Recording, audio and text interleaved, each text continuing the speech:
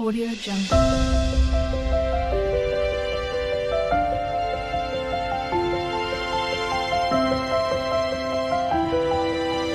Audio Jungle. नमस्कार मंडळी, S for Shri कांदिवल म्हणजे गोष्ट गावाकडची. आजच्या भागामध्ये आपण श्री गणेश पुराणातील पुढील कथा वाचूया. अध्याय 6. भृगु ऋषींचा आश्रम. सूत सांगतात, सुधर्मा राणीचे हे बोलणे ऐकून च्यवन फार दुःखी झाला. तिला काहीच प्रत्युत्तर न करता च्यवनने आपला कलश भरून घेतला आणि तो घेऊन येऊन आश्रमातील आपल्या पिताजींसमोर खाली मान घालून उभा राहिला. त्याच्या खिन्नपणाचे कारण भृगु ऋषींनी त्याला विचारले. च्यवनाने सोमकांत राजाची सगळी हकीकत भृगूला सांगितली. ती ऐकून भृगूने त्याला सांगितले, अशी स्थिती आहे तर मग त्या सर्वांना आश्रमात घेऊन ये. पिताजींची आज्ञा होताच च्यवन पुन्हा या सरोवरापाशी आला. तोपर्यंत कंदमुळे व फळे आणावयास गेलेले प्रधानही परतले होते. भृगुपुत्राने सुधर्माला म्हटले, हे राजस्त्रिये, माझ्या पिताजींनी पुन्हा सर्वांना आमच्या आश्रमात घेऊन येण्याची मला आज्ञा केली आहे, तरी आपण आमच्या आश्रमात यावे. च्यवनाचे हे भाषण ऐकून सुधर्मा अतिशय आनंदित झाला. नवीन चैतन्याचा आपल्या देहात संचार झालेला आहे असेच तिला वाटले. आपला पती व 2 प्रधानांसह ती पतिव्रता राजस्त्री च्यवनाबरोबर भृगु ऋषींच्या आश्रमात गेली. गणपती व कार्तिक स्वामीप्रमाणे ते 2 अमात्य पुढे चालत होते.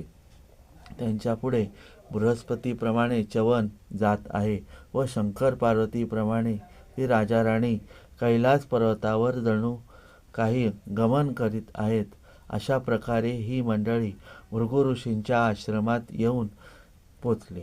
आश्रमात सर्वत्र वेदघोष कानावर येत होता. नानाविध पशु आपले जन्मत असलेले हाडवैर विसरून प्रेमाने व आश्रमात एकत्र क्रीडा करताना दिसत होते. तेथे वायू सुशीतल होता. सूर्याचा ताप जराही होत नव्हता. त्या आश्रमात भृगु ऋषी व्याघ्र चर्मावर विराजमान झालेले होते. त्यांना पाहताच त्या सर्वांनी अत्यंत विनम्रतेने त्यांना नमस्कार केला. नंतर सोमकांतने हात जोडून नम्रपणाने भृगु ऋषींना म्हटले, महर्षी, आपल्या दर्शनाने माझा जन्म धन्य झाला. पूर्वजन्मीचे भाग्य आज उदयास आले.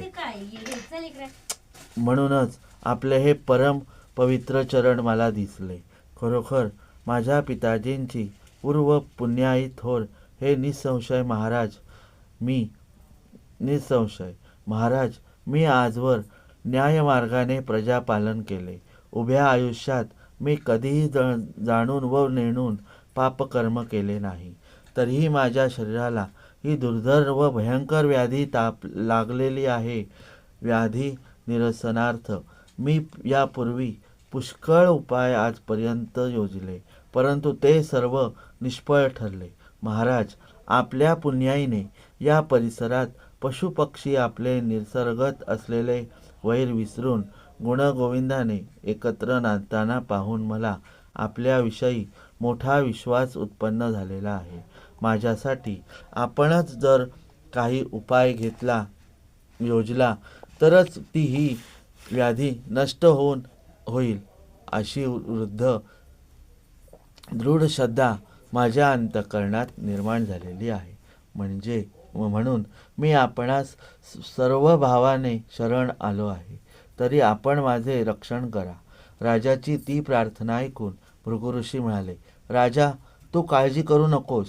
आजपर्यंत माझ्या या आश्रमात आलेल्यांची दुःखातून व संकटातून मुक्तता झालेली नाही, असे घडले नाही.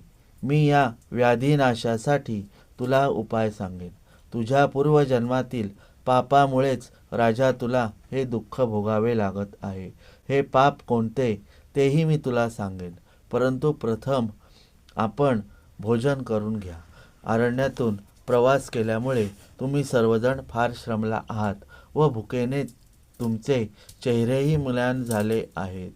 सर्वांनाच या भृगु ऋषींच्या भाषणाने फार समाधान झाले.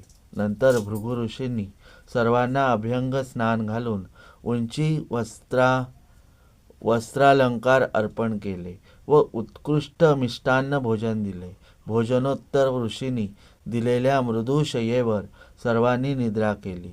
ऋषींच्या आश्वासनामुळे राजाची चिंता दूर पळून गेली होती.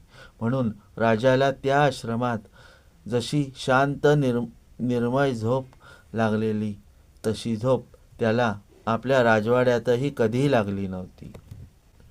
तर मंडळी, आजचा व्हिडिओ तुम्हाला आवडला असेल आणि आजची कथाही तुम्हाला आवडली असेल तर लाईक, शेअर आणि सबस्क्राईब करा. चला तर मंडळी, पुन्हा भेटू अशाच एका व्हिडिओमध्ये. तोपर्यंत जय गणेश, गणपती बाप्पा मोरया. Bye bye.